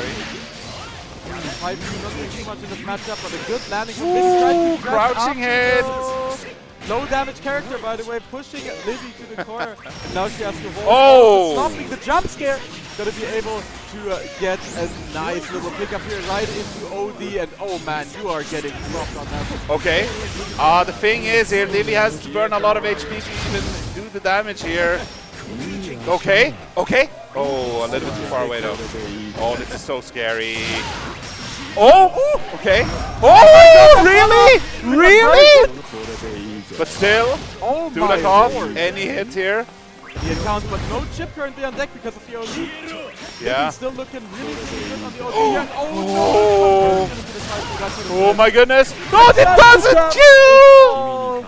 Oh, Dudakov with the punish. Oh no. A waste of time. What a toxic character. Even Seox himself, toxic guy. He's a hater. That's true. Yeah. I'm not gonna defend him. Well, shocking, shocking. Yeah, I'm so surprised. Buddy, what's your favorite? Yeah. Shout outs to Fitty. Yeah, shout out to my man. Anyway, Dudakov advances into top 8 there. Good run for Livy, but unfortunately ends her run at 9th place. We have 2 more qualifying matches coming up before we move into top 8. Dudakov, he came up and told me, I tried with Matera, but she sucks, bro. I don't know, that sounds like a skill issue. I don't know. That's what I heard in Japan. Would the Japanese players lie? Huh? Maybe. Maybe they would, you know? I don't think so. Maybe but they speaking of Matera, we do have La Rata. Oh boy. La Rata es La grande. Rata. We have the Rat King. Yes. Mr. Powell himself. Yeah, Someone so... who, you know, we haven't seen around in a little bit, you know. Mr. Powell's he's been ever so slightly absent, you know. We haven't really seen him in the online circuit too much, but now for Headstomper to give this game a setup, he showed up, came through, and of course, as expected, he is well on his way to top 8 here. Yeah, fell short against Saki earlier in winners. That's why he's in losers right now. But that's kind of been the tale for a while now. Saki really has his number, and Pao hasn't really been able to make those adaptations that he needs. Yeah. So let's see how it works out here against Fusi. Obviously, Mr. Pao has a lot of games against Svampen, so he definitely knows his way around Seta as a character. But I would not say that Fusi and Svampen play particularly similar. Definitely. I mean, I feel like Svampen plays a very, I would call it a very, you know, the traditional type of, just fighting games in general. Yes, Svampen very is methodical. Very much methodical, very precise, very much, you know, focused around kind of controlling space, kind of playing footsies with the character. Whereas Fusi is much more of a berserker, as we established earlier. Yeah. He just has this really kind of controlled chaos, kind of destroying stuff out type of playstyle compared to Svampen. He's very calm. And just kind of slowing things down. To put it simply, Svampen is a player who reacts to what you're doing.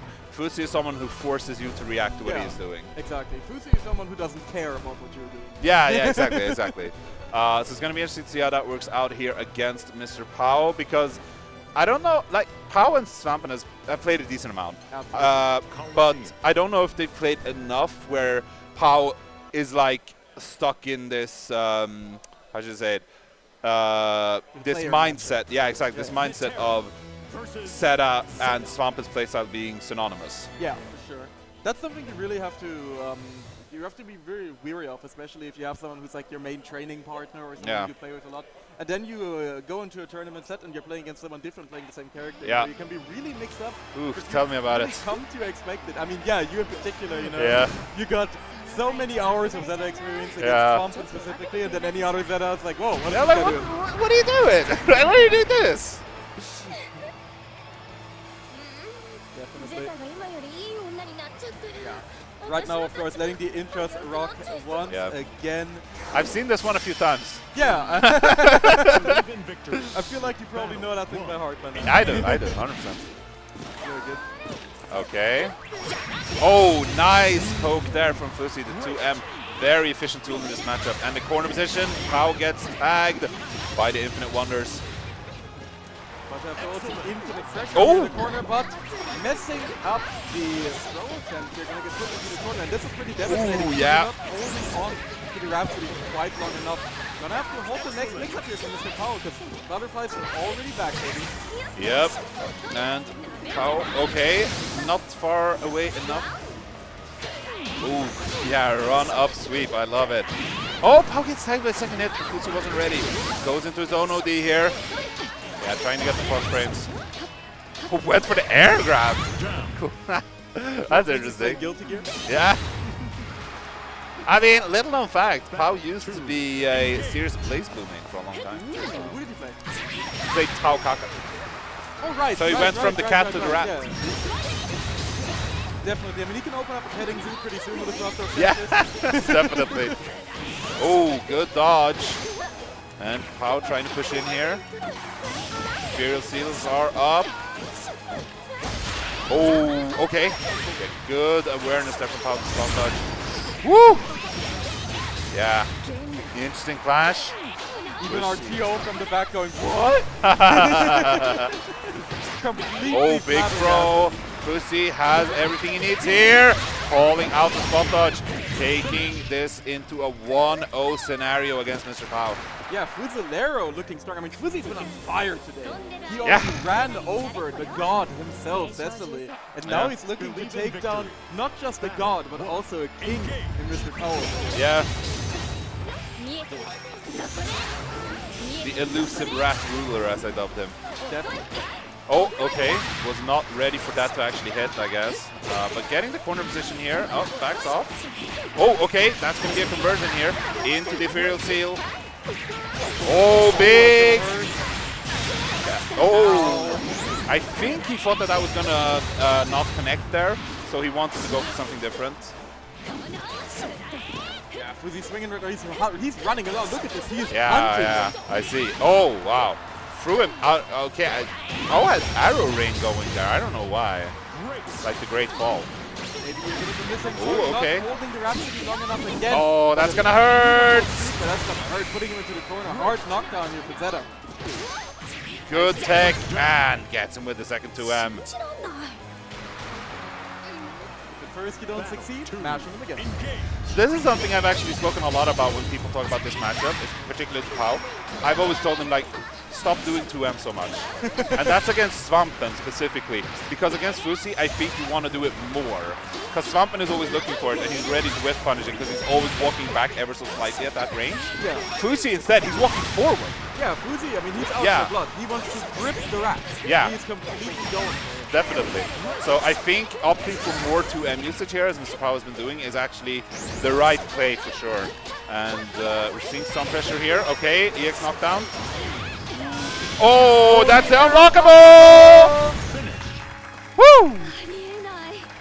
Mr. Pau evening it up, not gonna let the crown rest on his head too heavy because he is going to be just evening things up immediately. And Yeah. Mr. Pau looking good here, looking strong, has regained his composure here against the onslaught from Mr. Fusilero. Yeah, I agree. Oh, gets tagged into the corner too. That is scary.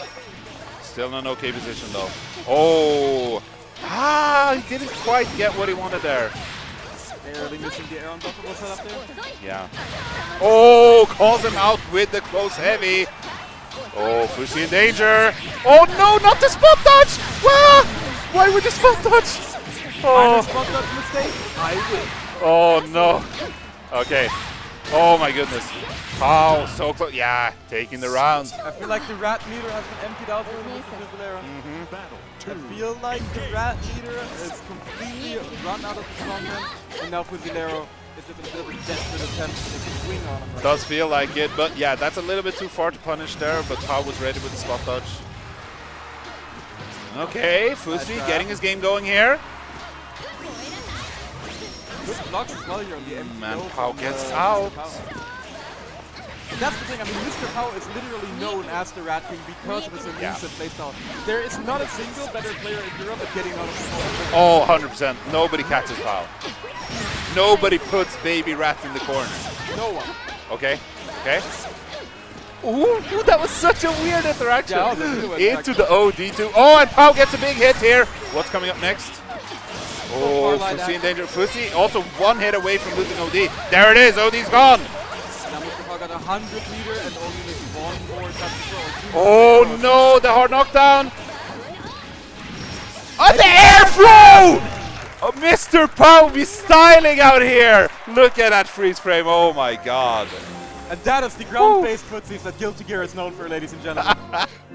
Wow. Yeah, I mean, Fusi was playing really well, for Yeah, sure, he was. but the adaptations from Pau were just immaculate. Yeah, incredible. Wow. Incredible. And I mean, that's why he's the Rat King. That's Yeah, I mean, absolutely, 100%. You know, I think if you're trying to learn Metara in Europe, you should be watching Pau, but you should not be trying to emulate Pau. You can't do that. He's on another level in that area. You need to find your playstyle, but you also need to look at what he's doing and see, okay, so what is Metara and what is Pau? Yeah. Because they're different things. Yeah, definitely. There is nothing quite like it. You know, there's no one quite like the Rat God himself. No, for sure. And we are going to be going into another matchup here, the final one before top 8, actually. We are going to have Godflash Thunder up against Sonic San. Hello, this is Cake. I'm talking to you from production at the moment. I have news about this set. So Sonic comes up to me at the end of his previous set and requests a blind pick for this, and I have a feeling it might be because of a certain grappler that might have been cited in the venue. So this is going to be an interesting one. Okay, okay. I like hearing that. All right, so we got a blind pick coming up here. Interesting.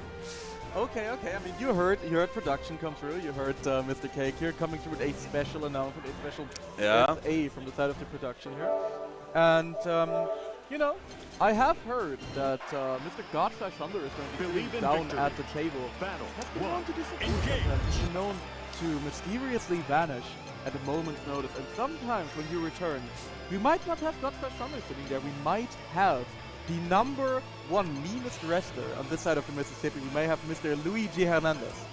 Maybe. I've only heard the legends. Yeah, I've yet to see it as well. I've only ever heard of the legends.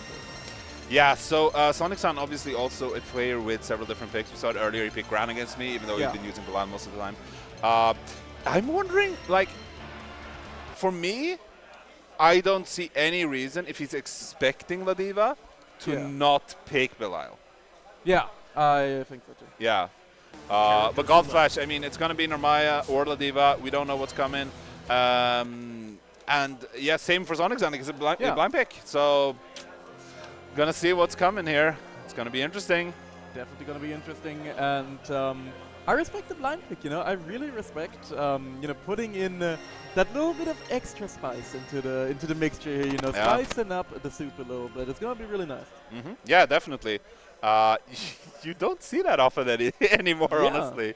So definitely going to be interesting to see what we end up with here. I believe they've given their picks to related parties. Just to see what we got here. It's going to be Gran and Narmaya. Okay. And Narmaya, okay. So we do still have Godflash Thunder in the venue. Very good. Yeah, yeah. He's not been swapped out. He's not been replaced by the Shadow People. He is still here. And that's going to be the matchup for tonight, ladies and gentlemen. We have Narmaya versus Gran. A real classic matchup, you know? Oh, yeah, for sure. I mean, Narmaya came out like a month after the game came out, so it was super early. Yeah, she came out with the PC version in like overseas. Yeah. And, you know, Gran. Obviously, the main protagonist. I mean, he is Gran. I mean, he's got his friend. He's got his 2 friends with him, Blue and Fantasy. As well. Yeah. So it's just he's him. It's just all that there is to say. But yeah, I think we saw earlier that Sonic-san's Gran is very much on point right now. Absolutely. He had the classic conversions we've come to expect from him, and he's looking good. I actually didn't see much of Godflash today. I only saw his set against Dragoi, which was a bit of a wash, but that's because it's Dragoi. I mean, it's Dragoi, yeah. Against Dragoi, there's like, you know, we got like 3 people in Europe who don't get washed by Dragoi. Yeah, exactly. Okay. Sonic-san pushing in here. Good anti-air. Massive damage. Oh god, look at that. That's going to be another extension after the throw, finishing things off for Sonic-san. And that is just a grand factor, baby. The one hit is all he needs. Definitely. He may not have the normal that Narmaya has. He may not have, you know, some of the range contesting tools here. But he only needs 1 hit. Yeah. I think if it keeps looking like this, I think Godflash is going to go instant character select. Oh, no! Reset. Don't do him like that! That is disgusting. Yeah, that is absolutely Oh my god, the chip damage. Okay. Godflash already down 1 game. Are we going to see... Godflash looking to the skies right now. Yeah, is he gonna enter the telephone booth and disappear? We already have a secret booth set up for him to disappear to, if he may so desire. Yeah, Sonic-san pressing the rematch. Card select. Oh, might be just breathing room. We'll see. Might just be breathing room. Yeah. See what comes out here. But for now, you know, the mystique is still there. So. Yeah. Okay. Of course, Gran. Yeah. Sonic-san, I mean, exactly. He has because he won. Gran. Godflash taking some time to breathe. Okay. Oh, we do have the Ladiva coming out here on the big stage, trying to qualify for top 8. Wait. I'm getting a message right now. I'm getting a message from our external agent who is calling us saying, okay, Mr. Godflash, he has had a bit of an incident. Oh. He has had a bit of an accident. Oh no. He did not find his way back to his seat. He stood up and he's gotten lost. However, we have a replacement. There is no need to fret because the fierce, the legend, Luigi Hernandez has made his way into the venue, ladies and gentlemen. And we are going to be seeing the grappler gameplay live right here. Yeah, and here's the thing. Victory. I think this is fine against Gran, but we know what it's like, you know, if we get to a Belial pick here. Oh, great start here for Mr. Hernandez. Mr. Hernandez, you know, coming all the way from the mean streets of the US as well, you know, just swap it in here, hot swap it real quick. Corner carry. Corner carry is going to be a huge meaty. Ooh, no, a little bit too far away. Scary, scary. As we know, Luigi Snakeface Hernandez, he knows no fear. He looks death into the eye, and he does not flinch. Yeah, okay, the rush coming through. Open out here. Good patient play. Luigi Hernandez just Oh! so patiently the spot dodge on the lariat. That's going to be a round to Lord Cocodrillo, Mr. Sonic Sam. Yeah, And he's putting himself on set point in this top 8 qualifier. Still looking solid though. Yeah. So we will see what the so-called Luigi Hernandez brings out here. Oh, big conversion from Sonic San. Really, really good stuff here. Really good awareness from Sonic San. Okay. Getting the full corner carry here. However, as we know, La Diva needs that one hit to maybe get the grappler round going. And we're currently waiting on seeing that right now, right here. Fighting out the corner. Plus slowly frames, but okay. surely. Oh, the rush right back.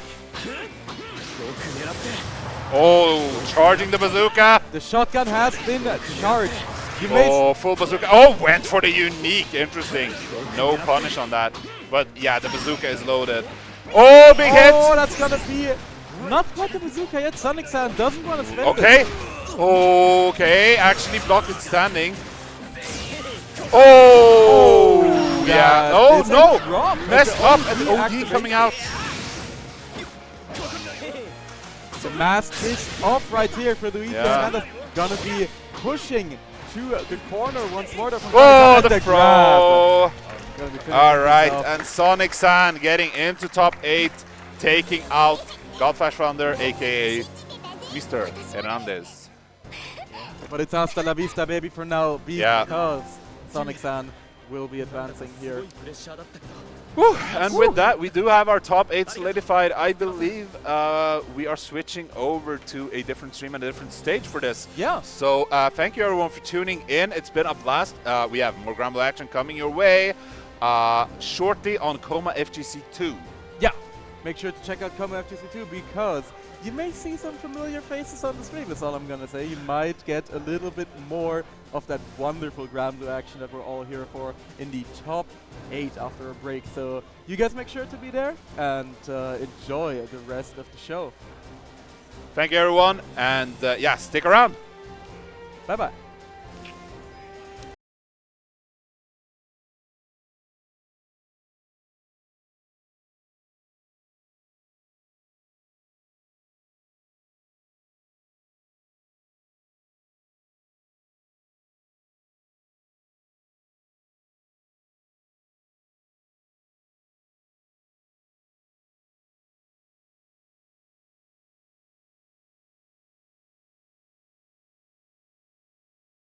Hello again, everyone. This is Cake talking from production.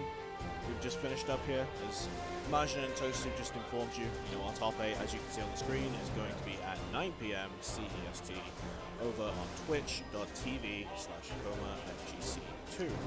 If for whatever reason you're in the venue, this means we're going to be on main stage 1. It's going to be a grand old time. In case you're coming in right at the end here, you missed our top 8 or our top 16 qualifiers. Our top 8 is as follows. Our winners semifinals will be Dragoi versus Saki and Miri versus Svampen. And then down in the loser side of things, we have Sonic San, Mr. Pal, Dudikoff, and Necron. Should be a fantastic time, and I'm sure I will see you all there. Have a wonderful break, everyone.